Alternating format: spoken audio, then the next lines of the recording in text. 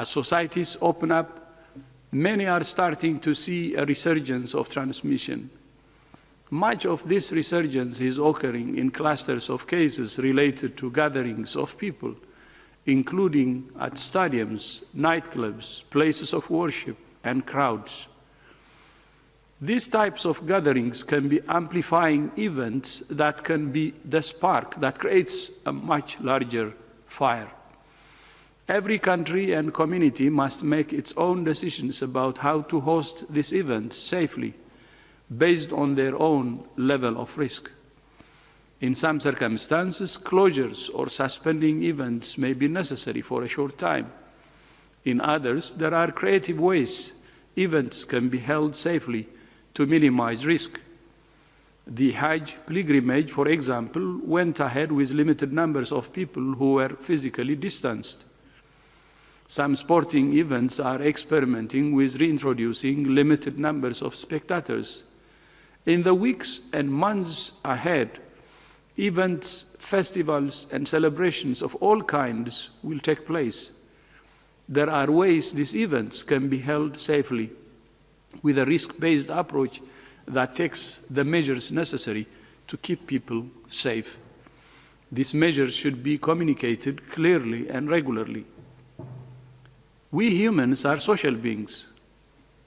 It's natural and normal that we want to come together for all sorts of reasons.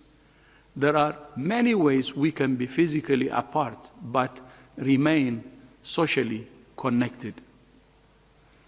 For many people, the lack of social interaction caused by the pandemic has had a profound effect on their mental health. COVID-19 has impacted the mental health of millions of people in terms of the anxiety and fear it has caused and disruption to mental health services. People in long-term facilities such as care homes and psychiatric institutions are at increased risk of infection. Mental health professionals have themselves been infected with the virus, and some mental health facilities have been closed to convert them into treatment facilities for people with COVID-19. Mental health was already a neglected health issue globally. Close to 1 billion people are living with a mental disorder. 3 million people die every year from the harmful use of alcohol. And 1 person dies every 40 seconds by suicide. Yet, relatively few people have access to quality mental health services. In low and middle-income countries, more than 75% of people with mental, neurological, and substance use disorders receive no treatment for their condition at all.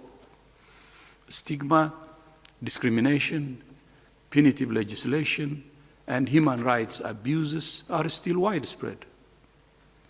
For this year's World Mental Health Day, WHO, together with our partner organizations, United for Global Mental Health and the World Federation for Mental Health, is calling for a massive scale-up in investments in mental health. On World Mental Health Day, the 10th of October, WHO will for the first time host a global online advocacy event on mental health. During this event, the big event for mental health, I will be joined by experts and household names from the worlds of music and sport to talk about what we can all do to improve our mental health. And you will hear their stories. Each and every individual has a story to tell about mental health. I will also be joined by world leaders who will explain why they are investing in improving the mental health of the people they serve.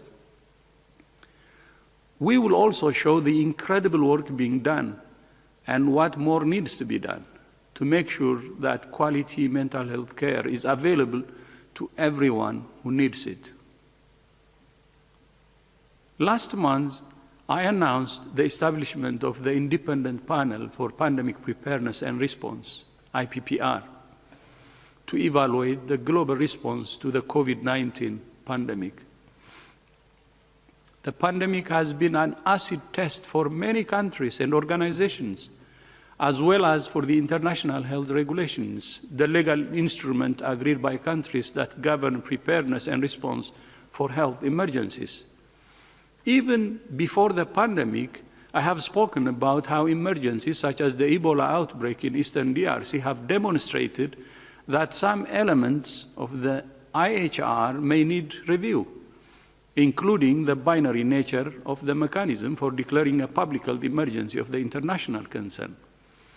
The international health regulations allow for a review committee to be established to evaluate the functioning of the IHR and to recommend changes to it.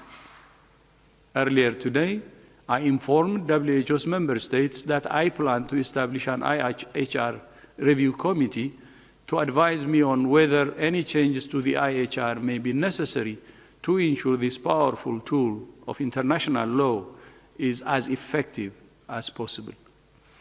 The committee will be made up of independent experts who will examine various aspects of the IHR. Although the review committee's remit is specific to the IHR, it will communicate with the Independent Panel for Pandemic Preparedness and Response and with the Independent Oversight Advisory Committee for the WHO Health Emergencies Program to exchange information and share findings.